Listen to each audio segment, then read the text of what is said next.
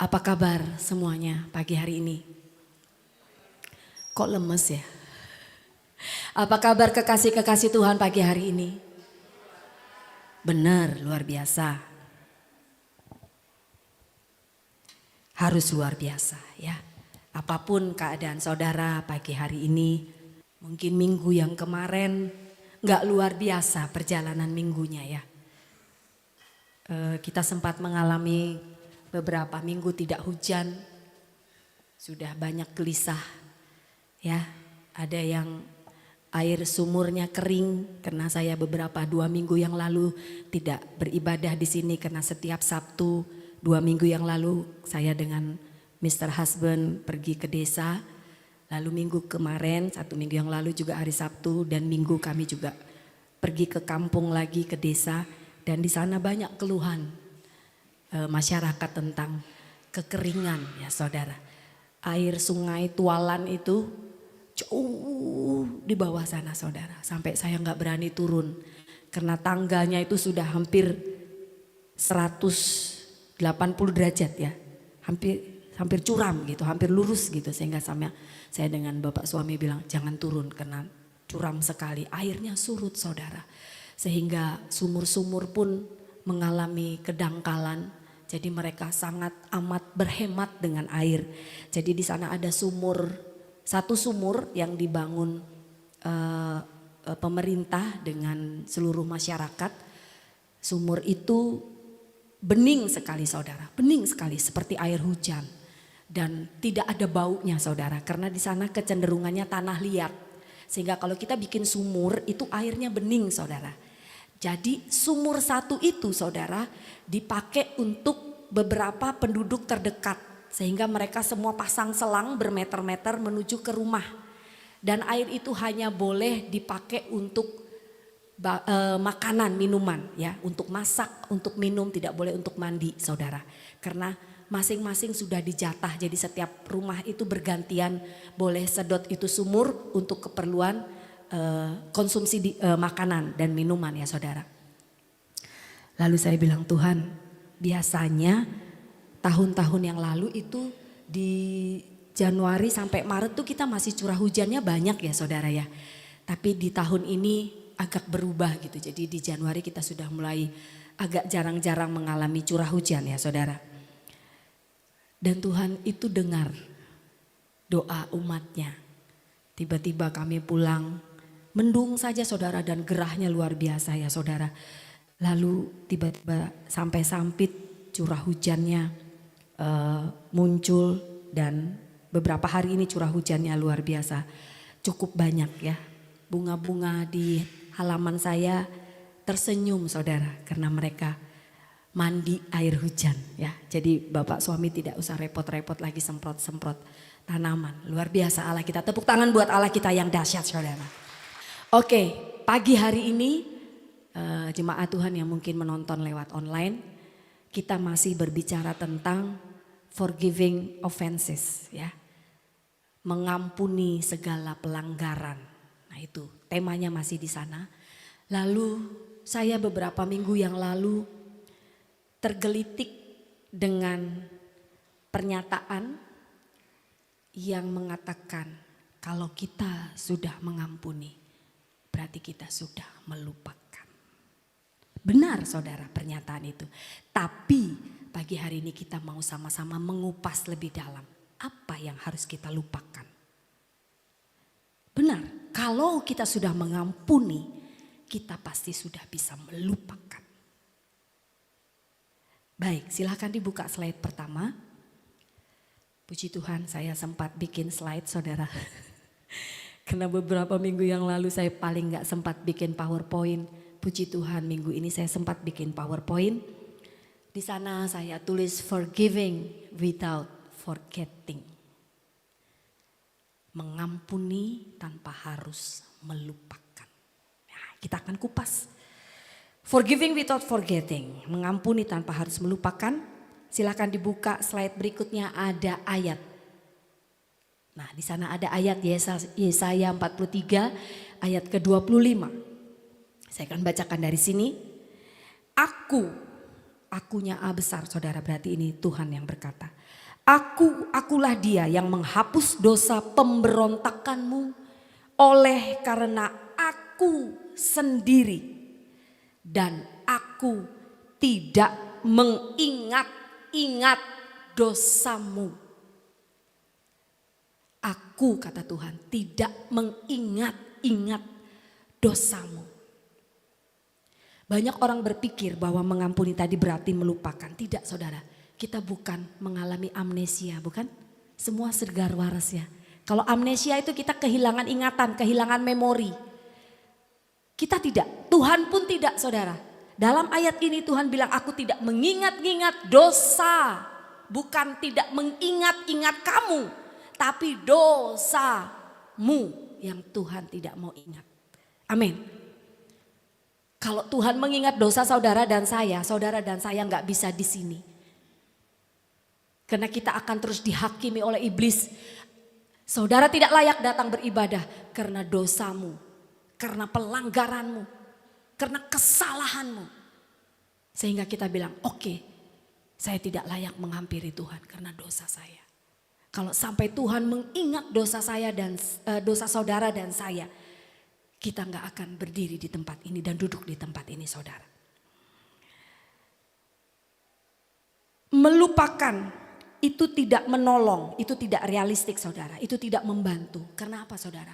Saudara pernah nggak bermasalah dengan orang? Lalu saudara berusaha melupakan orang tersebut dan kasusnya. Berusaha sekuat tenaga kita. Tiba-tiba berjalannya waktu kita lupa, saudara. Bahkan lupa juga dengan orang itu, lupa juga dengan permasalahan kita dengan orang tersebut. Tiba-tiba, saudara, adalah Cece Oyang datang kepada saudara, menghampiri saudara. Lalu bilang begini, apa kabar? Baik. Setelah kasus itu, bagaimana keadaanmu? Diingatkan ya saudara, setelah kasus itu bagaimana keadaanmu? Bagaimana kamu menjalani kehidupanmu? Apakah kamu bisa move on? Sudah move on-kah kamu? Tiba-tiba Cece Oyang datang kepada saudara, lalu begitu. Saudara tiba-tiba ingatkan. Yang sudah saudara lupakan orang itu, sudah lupakan kasus dengan dia, tiba-tiba dimunculkan kembali. Itu bahaya, saudara. Karena saudara bukan mengampuni tapi melupakan. Berusaha melupakan tapi belum mengampuni. Seharusnya kita tidak perlu menghapus semua memori tentang ketidaknyamanan kita dengan orang lain. Tetapi saudara harus melupakan rasa sakit, rasa atit yang di sini. Karena kok lucu ya? Kok Budi kok ketawa sih? Rasa saking sakitnya itu maksudnya saya. Saking sakitnya jadi atit gitu ya. Harus melupakan rasa sakitnya. Dan semua rasa yang tidak nyaman yang melekat pada kasus tersebut, pada memori tersebut, saudara. Oke, next. Slide kedua, silahkan ditayangkan. Slide kedua. Apa itu pengampunan? Nah, kita sering ngomong ampuni, ampuni, ampuni, ampuni. Lepas pengampunan. Beri pengampunan. Apa sih pengampunan itu sebenarnya? Kita lihat yang di pertama. Pengampunan adalah keputusan untuk, coba semua yang di sini bisa bicarakan, baca yang dua kata di belakangnya. Pengampunan adalah keputusan untuk yakin. Oke. Melepaskan kebencian.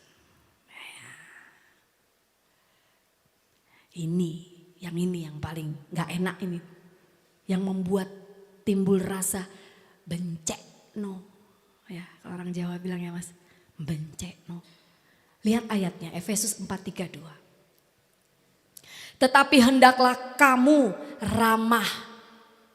Ndak basa-basi, ndak pura-pura. Ramah seorang terhadap yang lain. Penuh kasih mesra saking mesranya. Dan saling mengampuni. Sebagaimana Allah di dalam Kristus telah mengampuni kamu. Kristus telah digarisbawahi mengampuni saudara dan saya. Saudara dan saya layak gak sih diampuni sama Tuhan? Sebenarnya kita ini gak layak loh menerima pengampunan. Kita ini bisa apa? Apa yang bisa kita berikan untuk kita mendapat pengampunan Tuhan? Gak akan ada yang setara untuk sebuah pengampunan daripada Tuhan itu. Saudara dan saya tidak mampu. Tapi karena kasih Tuhan tadi saudara akhirnya diberi pengampunan. Gratis, haratis. Kalau orang Sunda bilang haratis. Lalu saudara diminta Tuhan untuk mengampuni balik. Karena saudara dapatnya cuma-cuma, gak pakai beli, gak pakai ngutang. Dapatnya seperti jatuh dari langit begitu saja. Lalu Tuhan minta saudara harus balik mengampuni orang. Itu pengampunan saudara. Yang kedua, apa itu pengampunan? Melepaskan hak untuk membalas. Saudara dan saya mampu gak ngebalas? Mampu. Orang kecil jangan dikira lo gak bisa bales. Saya pernah ceritakan beberapa minggu yang lalu yang kekasihnya kecil mungil, bunuh dia punya pacar tinggi besar. Siapa bilang dia tidak mampu balas rasa sakit hatinya? Mampu. Kalau iblis bekerja, saudara punya power multiplied, berlipat ganda kekuatan saudara. Jadi saudara jangan anggap remeh pembalasan. Ya, lihat di ayatnya. Nanti kita akan lihat di Roma 12 ayat 19. Saudara-saudaraku yang kukasihi, janganlah kamu sendiri menuntut pembalasan, tetapi berilah tempat kepada murka Allah.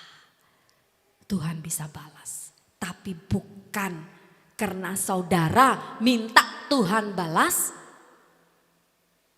tapi biarkan daulat Tuhan terjadi terhadap orang yang memang menurut Tuhan orang ini berlaku curang terhadap saudara.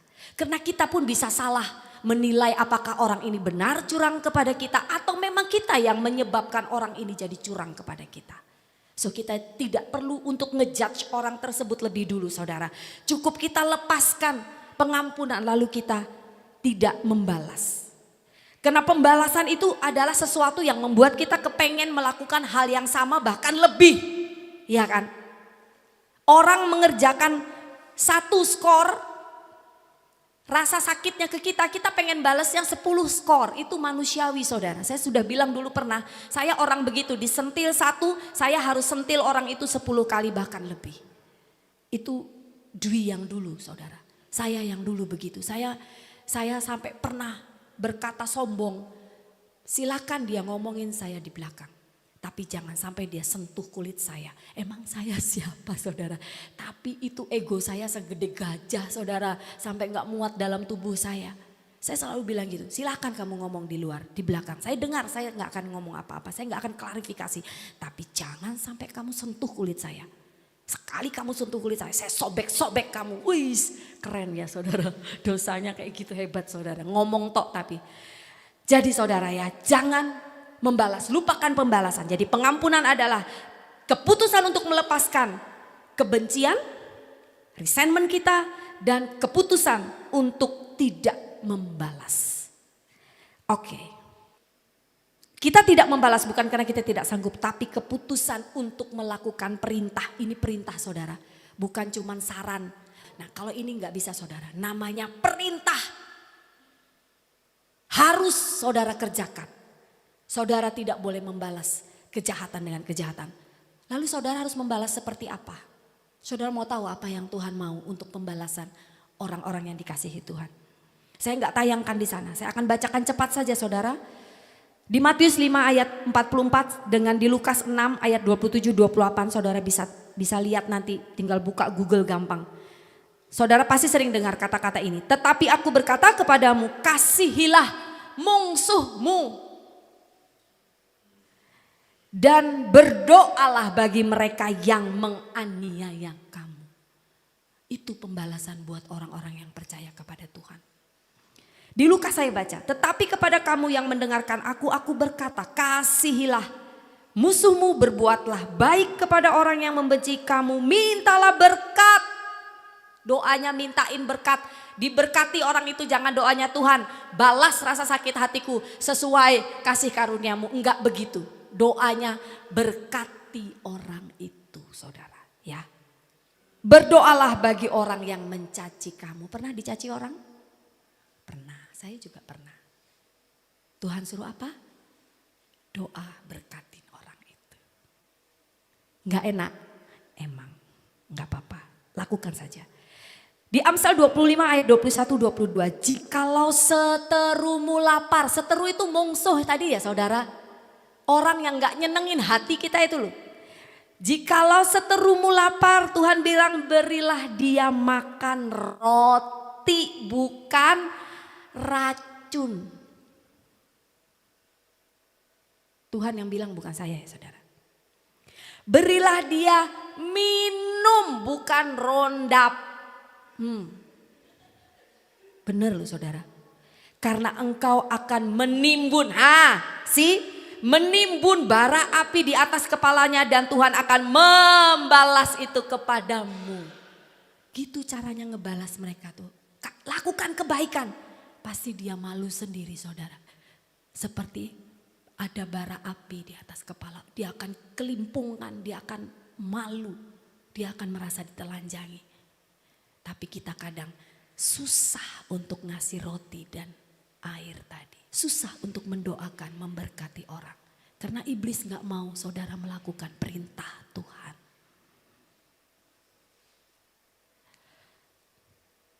Satu lagi. Ada di Roma 12:20. Tetapi jika seterumu lapar sama. Berilah dia makan, jika ia haus berilah dia minum. Dengan berbuat demikian kamu menumpukan bara api di atas kepalanya. Diingat-ingat, oh itu ya caraku membalas orang yang jahat kepadaku. Bukan dia jahat karena saudara sudah jahat duluan, enggak. Tapi saudara melakukan kebaikan lalu orang ini jahat kepada saudara. Saudara harus berlaku benar seperti firman Tuhan. Saudara ingat si Yusuf yang dibuang ambek dulure, ambek saudarane. Terus mereka datang saudaranya. Tahu dia jadi raja, dulure teko. Jaluk perlindungan, minta berkat. Yusuf bilang apa? Minggat, kowe bla bla bla bla bla bla terhadapku. Enggak kan? Yusuf ingat enggak perbuatan mereka? Ada di situ, diingat sama Yusuf. Tapi Yusuf bilang apa? Karena Tuhan sudah berlaku baik kepadaku. Mampu loh Yusuf saat itu dia rojo. Dia mampu loh untuk balas saudara-saudaranya. Tapi dia bilang apa? Tuhan sudah berlaku baik kepadaku. Sehingga karena Tuhan melewati dulure sing jahat iki mau. Dia jadi raja saudara. Kalau dia tidak dibuang mungkin dia nggak jadi raja. Tapi cara Tuhan lewat dibuang akhirnya dia duduk di atas tahtanya. Yusuf tidak melihat luka hati tapi Yusuf melihat tujuan Tuhan dalam kehidupannya. Oke, udah dapat ya, semakin mendekat kita. Mengingat masa lalu bukan untuk mengorek luka lama. Pernah nggak dengar gini? Nggak usah tanya tentang masa laluku, mengorek luka lama, ngui-ngui luka lama. Pernah bilang gitu ya? Lukanya udah ketutup, diui-ui lagi, loro maneh. Pernah gitu ya? Berarti belum sembuh lukanya. Kita harus waspada agar tidak mengalami, mengingat itu enggak masalah saudara. Mengingat luka lama itu enggak apa-apa. Tapi kenapa saat kita ingat luka itu kita mulai waspada. Jangan sampai saya mengalami hal yang sama untuk kedua, ketiga, keempat, and so on ya. Boleh diingat supaya kita lebih waspada. Siapa tahu luka itu terjadi saat kita sedang teledor. Sedang kita salah langkah. Sehingga mengingat itu supaya kita tidak mengulang kesalahan yang sama. Atau itu akan menjadi sebuah testimoni kita bahwa kita sudah mengalami kebaikan Tuhan. Lihat di Mazmur 77:12 mungkin saya tidak tayangkan di sana. Aku hendak mengingat perbuatan-perbuatan Tuhan Ya, aku hendak mengingat keajaiban-keajaiban Tuhan dari zaman purbakala. Itu yang perlu diingat-ingat. Kalau orang jahatin saudara, enggak usah diingat-ingat. Lepaskan pengampunan. Yang diingat-ingat apa? Begitu baiknya Tuhan dari zaman nenek moyang sampai saudara imani sampai keturunan saudara. Itu yang harus ada di dalam pikiran saudara. Amin. Next. Oke, next page. Halaman 5. Nah ini dia. Sekarang kita harus tahu caranya saudara. Kadang kalau kita nggak tahu caranya saudara dan saya aja sering gagal. Ya, salah cara saya mau mengampuni orang. Gagal dan gagal terus. Yang pertama, cara mengampuni tanpa harus melupakan adalah mengubah mindset. Dari luka menjadi tujuan Tuhan. Kita punya mindset, semua punya pola pikir. Ya, CPU-nya ada di sini CPU-nya. Sekarang saat saudara mengingat perbuatan jahat seseorang, ada luka ya di hati ya. Rasa sering gitu, kayak sering gitu. Pernah kan ngerasa nyilu gitu. Beneran nyilu loh. Saking sakitnya, sakit. Suami saya suka gitu, sakit, orang Jawa kan. Saya bilang, Tuhan, iki loro tenan loh Tuhan. Saya nginget aja. Tiba-tiba orang punya permasalahan yang pernah saya alami. Saya cuma ngelihat orang ini mengalami permasalahan sama dengan yang pernah saya alami. Muncul loh saudara, sering gitu rasanya. Loro loh itu, sakit loh itu. Dia itu sakit loh. Karena saya pernah merasakan. Tapi rubah di sini saudara. Jangan sakitnya yang jadi fokus. Tapi God purpose. Tuhan ini tujuannya apa sih? Kok saya diizinkan di posisi itu dan saya mengalami sakit yang amat sangat. Apa sih tujuan Tuhan? Ini saudara, kita harus rubah mindset. Tidak perlu saudara berpura-pura I'm fine. It's okay, I'm fine. Di mulutnya fine, di hatinya gak fine-fine. Sering orang begitu ya. Gimana? Kamu baik-baik saja? Baik, it's okay, gak apa-apa, saya baik-baik saja. Tapi di sininya gak baik-baik saudara. Saudara berpura-pura namanya. Gak perlu berpura-pura. Kalau memang sakit, katakan sakit, ya. Tetapi kita tidak boleh membiarkan rasa sakit mengendalikan hidup kita. Akui luka itu dan serahkan kepada Tuhan. Fokus pada kasus dan tujuan Tuhan. Mengapa saya diizinkan untuk sakit? Saya mau cerita satu sebelum saya ke poin kedua. Waktu saya mengalami sebuah perceraian saudara. Saya orangnya memang ceria. Ya dulu kita pernah di tes warna-warna karakter itu kan. Orang yang karakternya cheerful kayak saya ini. Sakit-sakitnya hidup saya nggak bisa bermuram durja di depan orang. Bukan untuk berpura-pura. Orang ada memang spontanitas begitu ya saudara. Dia tidak bisa menutupi rasa sakitnya sehingga terekspresi lewat wajahnya. Tapi saya nggak bisa saudara.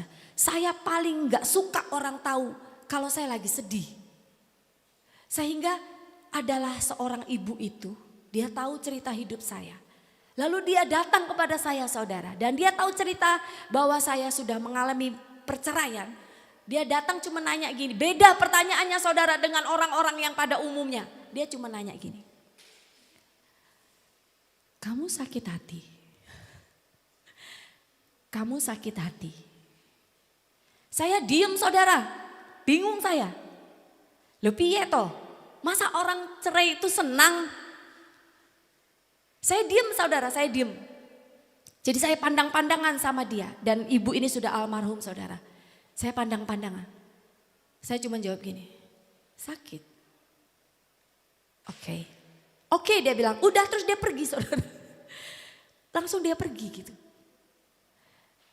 Terus berapa lama lagi saya ketemu orang ini, saya bilang, kenapa tanya saya begitu? Saya tidak melihat rasa sakit di wajahmu. Dan dia bilang, kamu hebat. Oh, saya pikir dia akan ngejudge saya, kamu looks happy with your divorce. Enggak, Dia bilang kamu hebat. Cuma nanya sakit? Ya sakit. Untung saya enggak, ya sakit lah kalau kita biasa gitu. Masa enggak sakit gitu? Saya cuma diem, sakit gitu. Udah dia pergi. Baru setelah itu dia bilang kamu hebat. Oh saya paham sendiri saudara, oh karena saya tidak menunjukkan betapa saya sakit saudara. Enggak perlu, karena tidak setiap orang itu benar-benar ingin menghibur. Kadang ada orang sekedar ingin mendengar dan enggak perlulah kita cerita ya saudara. Kalau itu menyenangkan, memberkati silahkan kita cerita. Tell everybody about your happiness, tapi jangan tentang your sadness. Kita membuat orang lain ikut down saudara. Ya. Oke, kita lanjut. Next, kedua. Cara mengampuni tanpa harus melupakan adalah mengubah kepahitan menjadi kebebasan dan kemenangan. Nah, tadi ada bitterness. Pernah makan daun pepaya rebus? Pare? Pahit? Ada bekasnya enggak? Ada kadang. Di lidah-lidah agak pahit-pahit gitu ya. Lalu saudara ngapain? Kadang cari permen buat diisep-isep biar rasa pahitnya hilang saudara. Itu cara. Nah sekarang kita dikasih Tuhan cara mengampuni tanpa harus melupakan. Tuhan tidak meminta kita untuk menghapus kenangan buruk. Tetapi dia meminta kita untuk membebaskan diri dari kepahitan. Siapa yang harus membebaskan? Orang lain? No. Saudara sendiri yang harus membebaskan saudara dari kepahitan. Jerat itu jerat loh saudara. Saudara sadar tidak sadar itu jerat. Dan itu bisa menggerogoti. Enggak cuman fisik tapi mental. Jangan heran banyak orang stres di jalan. Karena dia tidak bisa membebaskan dirinya dari rasa pahit. Jangan heran cancer, grow up, sel kanker bertumbuh pesat. Karena apa? Pahit. Ke dalam dia, ngerogotnya ke dalam saudara. Muncullah penyakit yang diem, tenang, jadi tumbuh saudara. Itu benar saudara. Dokter di Malaysia, dokter di Penang bilang penyebab dari cancer. Karena saya yang mendampingi saudara saya cancer. 80%-nya itu pikiran, 20% saja yang makanan. Sehingga waktu itu dia bilang makan saja apa yang bisa dia makan. Nggak usah pantang memantang. Tapi suruh dia merubah pikirannya bahwa saya tidak sakit. Tapi nggak bisa ya saudara.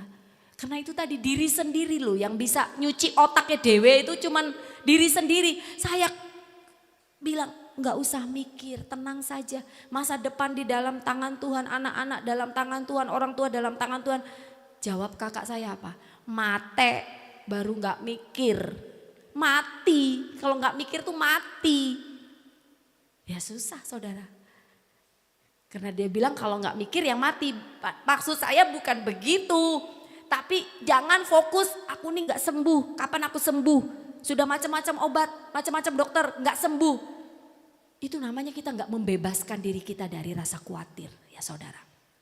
Tapi beriman bahwa aku sembuh. Whatever, kalau ternyata saudara dipanggil Tuhan, tapi saudara sudah berjuang untuk menaruh pikiran baik dalam pikiran saudara. Saudara menuju kematian pun saudara akan nyaman. Pernah punya rasa takut gimana sih proses aku dipanggil Tuhan, nyawaku ucul dari tubuhku, pernah nggak punya pikiran begitu? Pasti pernah ya? Pernah. Saya sering mikir gitu loh saudara. Dan itu ada muncul rasa takut. Sama seperti ibu melahirkan, mikir, piye ya rasanya ngeluarin anak nih nanti. Karena setiap orang beda-beda, setiap anak beda-beda. Sama dengan itu. Tapi saya cuci otak saya, enggak. Saya enggak mau mikir gimana roh saya lepas dari jasad saya. Saya mau taruh di sini bagaimana Tuhan menyambut roh saya dengan bersorak-sorai. Malaikat bersorak-sorai menyambut saya. Karena itu tujuan akhir hidup saya. Tujuan utama hidup saya. So mindset saudara harus saudara kendalikan. Amin. Di Yesaya 43 ayat 18. Di situ juga ada peringatan. Janganlah ingat-ingat hal-hal yang dahulu. Dan janganlah perhatikan hal-hal yang dari zaman purbakala. Diingatkan kembali saudara. And then terakhir. Kita buka slide terakhir. Praktek kasih. Nah, ini yang sering digaungkan. Kasih itu banyak kan? Buah-buahnya banyak. Praktek kasih salah satunya adalah mengampuni. Kalau saudara tidak punya kasih dalam hidup saudara, itulah mengapa saudara tidak bisa mengampuni. Itu saja kuncinya. Berarti selidiki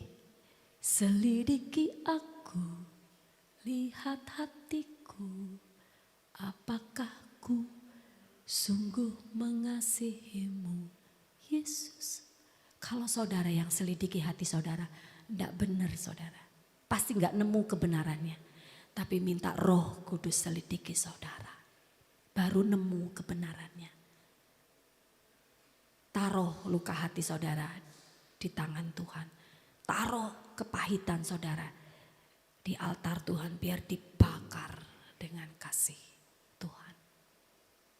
So, pada saat saudara mengingat orang itu lagi, yang ada tidak rasa sakit, tapi saudara punya rasa syukur. Oh, melalui orang ini, melalui perbuatan tidak baiknya kepada saya mengalami kasih Tuhan.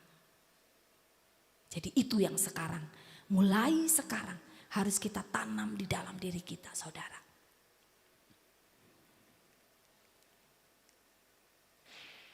Saya masih berjuang saudara untuk mengingat, bukan secara sengaja saudara. Karena sering secara tidak sengaja saya diingatkan tentang masa lalu saya.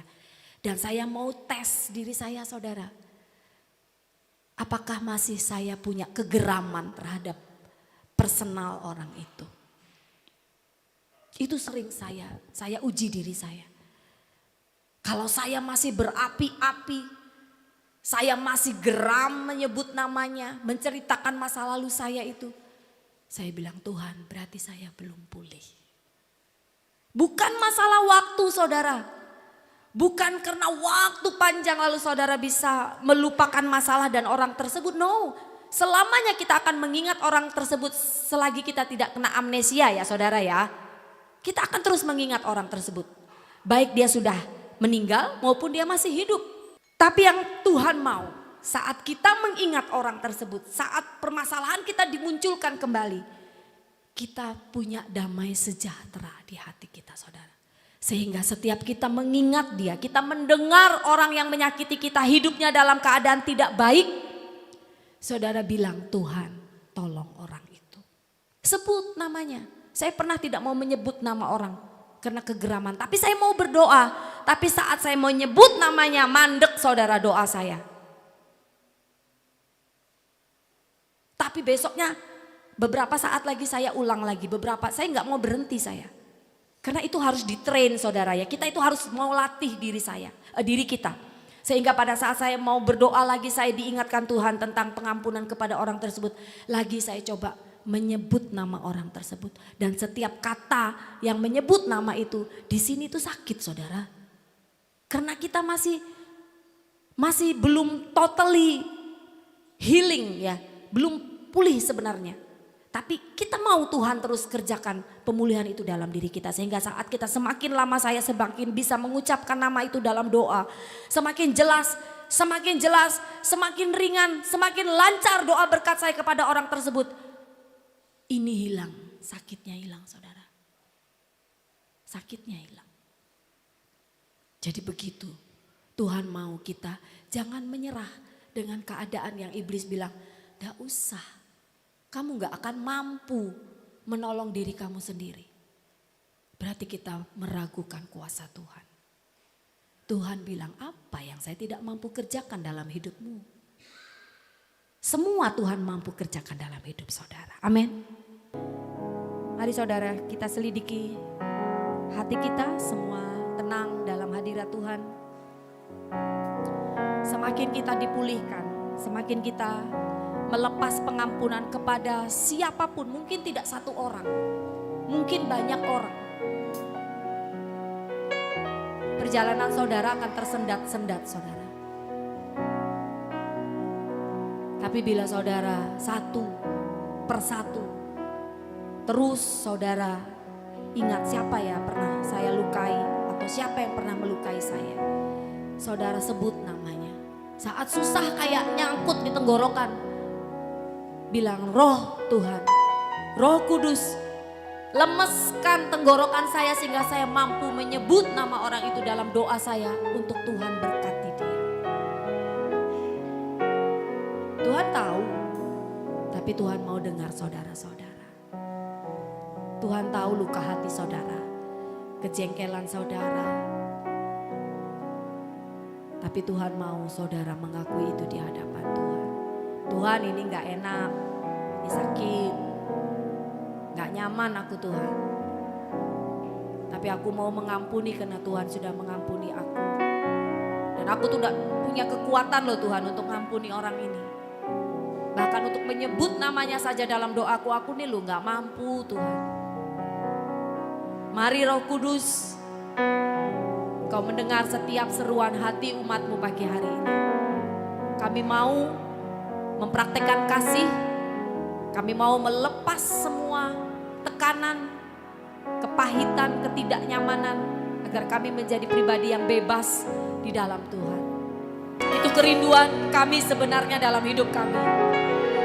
Bahwa kami akan terus kedapatan berkenan dan benar di hadapan Tuhan.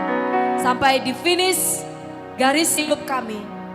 Kami setia menjadi pengikut Tuhan. Setia menjadi praktek kasih dalam kehidupan kami. Setia untuk menyalurkan pengampunan kepada sesama kami. Setia untuk menjadi contoh dan teladan Kristus dalam kehidupan kami. Setia dalam pengiringan kami kepada Tuhan. Setia dalam pelayanan kami bersama kami dalam bentuk apapun Tuhan. Setiap kami diteguhkan pagi hari ini tentang melepas pengampunan. Tidak membalas. Kami mau kuasa Tuhan, kedaulatan Tuhan yang terjadi dalam setiap permasalahan umat-Mu Tuhan pagi hari ini. Biar setiap pribadi Kristus muncul dalam kehidupan setiap umat-Mu. Berhadapan dengan siapapun kami, dalam kasus apapun kami, muncullah dulu Tuhan pribadi-Mu, kuasailah kami. Sehingga tidak satu kesempatan untuk iblis mendakwa kami Tuhan. Karena Engkau tidak pernah mendakwa umat-Mu. Terima kasih untuk firman-Mu, hamba-Mu telah selesai. Tapi Engkau tidak akan pernah selesai berkarya dalam kehidupan umat-Mu. Setiap kami yang sudah membuka diri kami untuk Tuhan pakai, Tuhan akan terus kerjakan yang luar biasa. Semakin hari semakin berkenan dan menyenangkan hati Tuhan. Terima kasih Tuhan. Segala puji hormat, segala pengagungan, segala yang kami terima sebagai manusia hanya karena Engkau, dan kami kembalikan bagi hormat kemuliaan nama-Mu. Terima kasih Bapa, di dalam nama Yesus kami bersyukur untuk firman-Mu. Haleluya. Mari setiap kita yang percaya katakan amin.